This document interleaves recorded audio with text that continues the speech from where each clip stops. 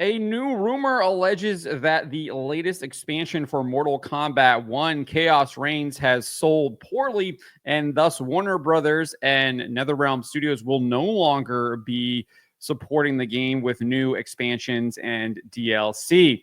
Roll this up over at fandompulse.com. You can find the link in the description below. I encourage you to head on over there, become a paid subscriber, and help support us as we fight back against this woke nonsense that has infected our entertainment, infected our culture, whether that be in video games, movies, television, books, and more. So this latest rumor comes from Mortal Kombat leaker Fate Unknown, who shared on Reddit.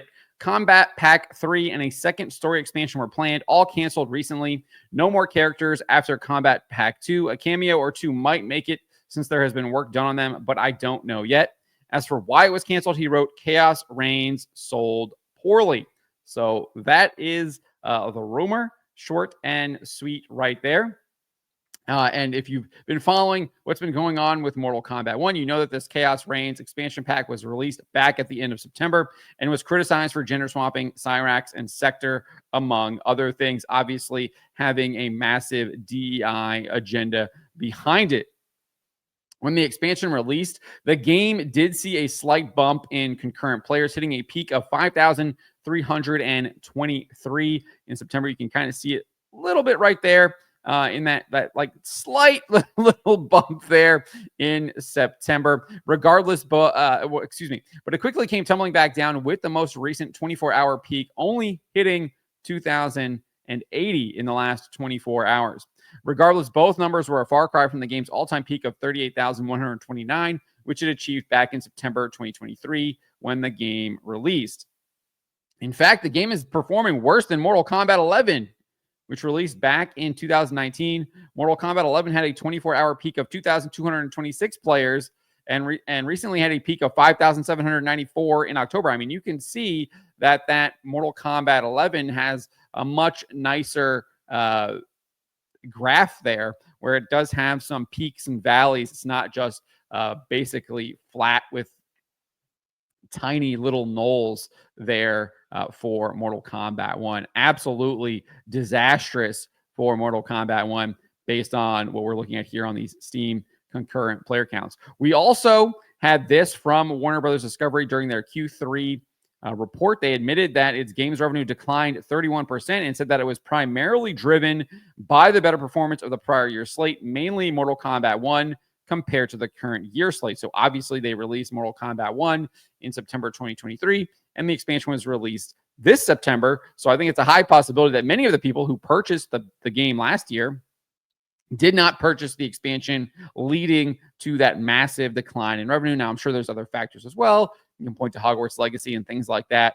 But clearly, it does look like Mortal Kombat 1 Khaos Reigns expansion did not sell well based on what we're seeing here from what Warner Brothers admitted in their most recent Q3 report, as well as what we're seeing on these Steam concurrent player number counts right here.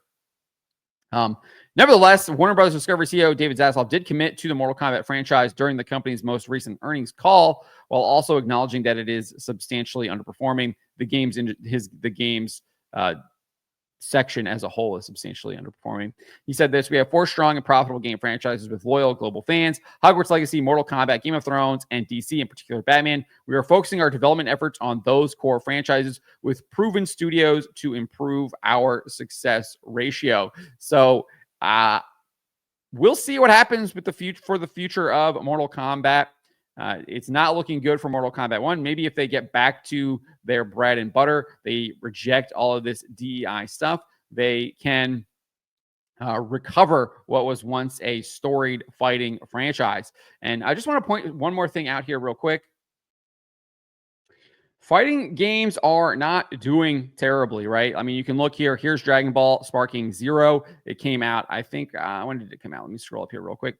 It came out at the beginning of October, obviously hit an all-time peak of 122,554 in its release. It still had a peak 24-hour of 6,302, nearly triple what we're seeing with Mortal Kombat 1.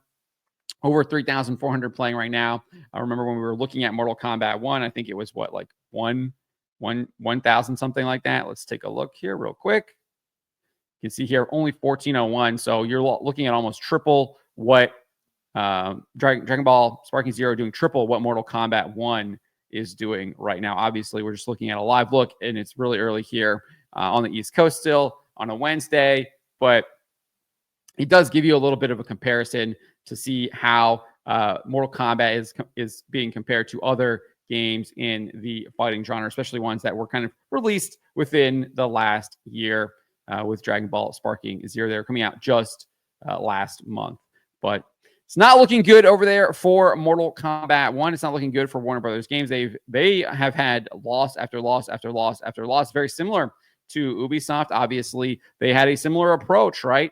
Let's bring in Sweet Baby Inc. and let's DEI all of our iconic franchises. And they're paying the price for that, as gamers literally are not buying their games at all, and are finding other things to do with their time, playing their back catalog, playing other games that are DEI and woke free, because it is a liberating life.